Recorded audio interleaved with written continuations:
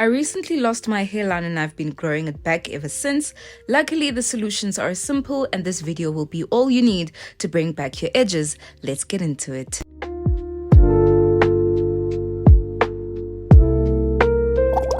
Sanibonani ninjani, it's Zinhle Africa. This video is huge, especially to me. I don't know if it's huge for you, but I really hope that this can help you if you are going through the same thing. I have lost my hairline so many times and I've grown it back, and every time I'm outside, I see a bad hairline. So I know this is like a major issue for a lot of us, right? And there is no judgment here. These are simple solutions, just a little bit of consistency, dedication, and the hairline will be back, right? There are some extreme cases where the hairline might not come back because we do so much damage to it that it can't come back. Hopefully it can still come back. All of the challenges and all of the issues when it comes to your hairline concern scalp health. So what we're going to be doing is just focusing on scalp health today. The better your scalp health, the better your hairline, pretty much. Scalp health is so important because if you can create a better environment for your hair, then it will definitely flourish. Hair growth starts in the hair follicles, right? And that's on a deeper level on your scalp. When we talk about getting the hairline back, getting your edges back, we like to go straight to the products, and just discuss the products that we should use. But it's so important to understand the hair anatomy, to understand that your hair growth starts on a deeper level in your scalp, and it's actually a part of your body. Before you can talk about products and how products can help, it's so important to look at the fact that you need to have your health at its best, so that your body can work the way that it's supposed to work. And things have to work on the deeper level before we can talk about what you can apply. So because of that, on our checklist, we have to make sure that our diet is as good as it can be. There is a healthy, balanced diet that you are nourishing your body with, as well as hydration. Okay? So now the second thing, and one of the biggest contributors to a lot of our hairlines receding, is the tension that we put our hair follicles through when we do our hairstyles, especially when you're doing your hair every month, every 2 weeks, every so often. You're pulling on your hair. Sometimes it's not a protective style, sometimes a low manipulation style. Whichever style it is, when you are just pulling, that is one of the biggest things that you really shouldn't be doing. Okay, so just loosening things up. Your hairstyle doesn't have to be tight, just all around, not even only at your hairline, like all around it shouldn't be tight, but especially on your hairline. As you're doing the style, loosen it up along the hairline. When you look at the hair anatomy, you can see how deep each strand of hair is just planted in your scalp. And you can only imagine how much tension has to be applied to the scalp to take that one strand of hair out. I don't know about you, but I have seen this happen to me so many times, especially in my childhood, where I would see the bulbs of my hair just, popping up and coming out because of the tension in my protective hairstyle. And if this happens to you today, you have to take this hairstyle out. It is non-negotiable because it's just going to continue to pull more and more hair out. This is hair that was supposed to be thriving, supposed to be growing, but now it's just going to be taken out. And if you continue to do this, you are just causing more scarring and more damage to the hair follicles, and it might not grow back. So it's really important that the minute you see this, to just take the hairstyle out. So we've already established how tight hairstyles are just absolutely a no-no. But another thing that I have to definitely mention are heavy hairstyles. Rihanna mentioned that this hairstyle was not only heavy, but it was painful. First thing that they should have done was take it down, but it was for a movie. And I just thought this was a really perfect example for what I want to talk about in terms of heavy hairstyles. If the hairstyle is too heavy, the hair follicles are going to have a really tough time to just, hold on and not be plucked out, or for there to not be damaged. It's a beautiful hairstyle, but it's just not worth it in terms of the damage. And at some angles, in some pictures, you can see the actual damage that's happening on the hairline. Even though she did her edges, you can still see that there's quite a lot of damage. Like there's a gap where you can see that it's balding. And then in terms of protective hairstyling, I really need you to listen to this one. This is a really important point. When you are going to be putting extensions in your hair, you really need to make sure that for each part, there is more hair than extension. You need to make sure that your natural hair isn't being weighed down too much by the extension. This is why micro braids and really, really small braids are really risky and damaging for the hair, relying on a few strands of hair to carry a whole bulk of extensions in each parting. I highly, highly recommend that if you are having any trouble with your hairline, to try your best to do protective hairstyles or low manipulation hairstyles with your own natural hair with as little tension as possible, because that's when you can see faster results in the progress of you getting your edges back. Third thing is looking at the stress internally, like what's happening in your mind. Are you under a lot of stress, spiritually, physically, mentally? Because if you are not okay, your hair will not be okay. And it is a huge contributing factor to, you seeing hair loss. Sometimes that hair loss is in the hairline. Sometimes it is in other parts of your head. So hair loss can definitely be linked to stress and just not being okay. So there are 3 types of hair loss that can be associated with high stress levels. The first one is telogen effluvium. It is when significant stress pushes large numbers of hair follicles into a resting phase. And then within a few months, the affected areas might fall out suddenly, especially when you're just, combing or washing your hair.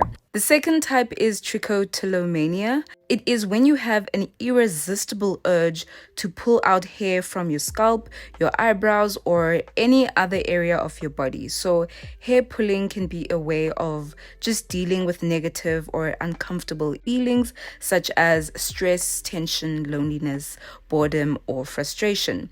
And then the last type of hair loss that is caused by stress is alopecia areata. So a variety of factors are said to cause this kind of alopecia, right? And this includes possible severe stress. With alopecia areata, the body's immune system attacks the hair follicles, causing hair loss. So also don't be so hard on your hair. Don't be so discouraged when you look at your hair, whereas, you're not fine. Because first you have to look after yourself and then really look into your hair, because your hair in many ways is a reflection of you. So in the last point, we looked at the stress, mental health and your spiritual health.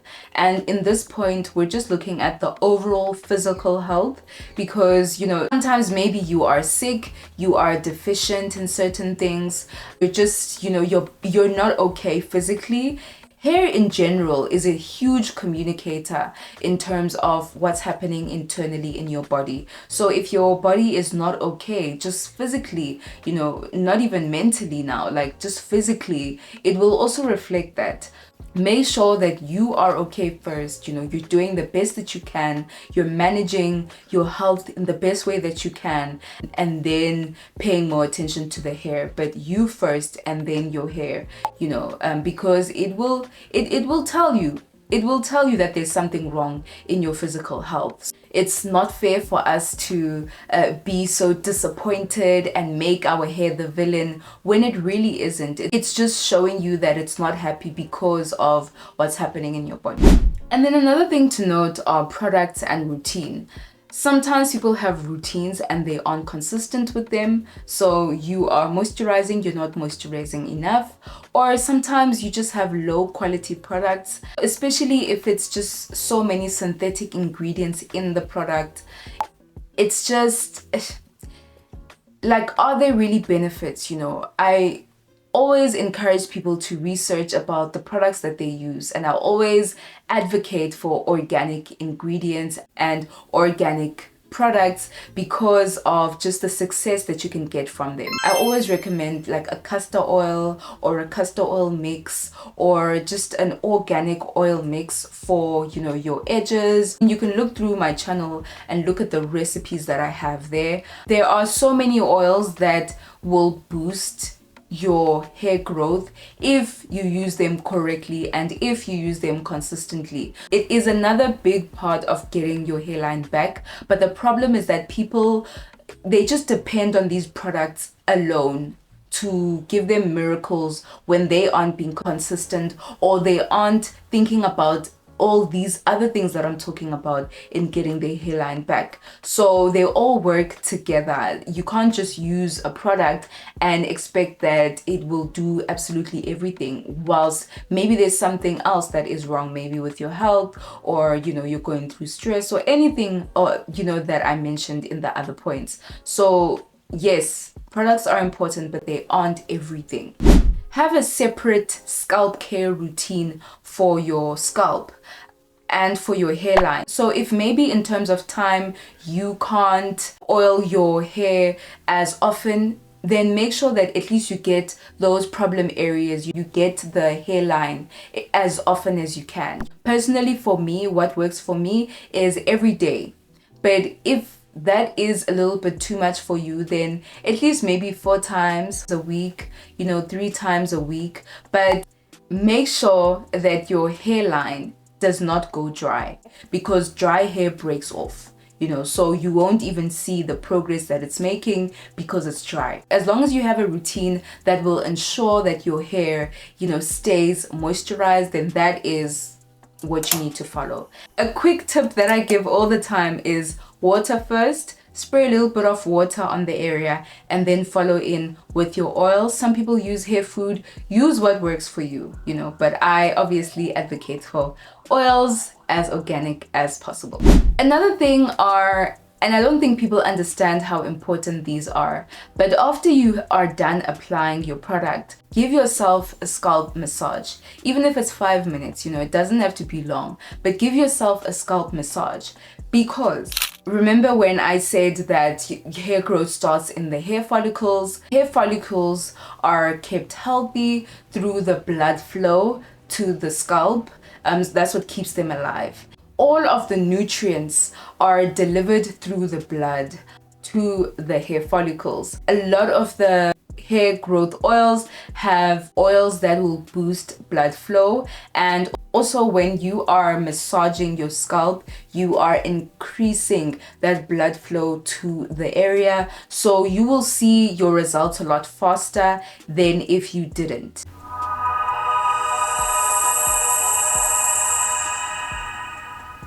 Blood flow is very, very important.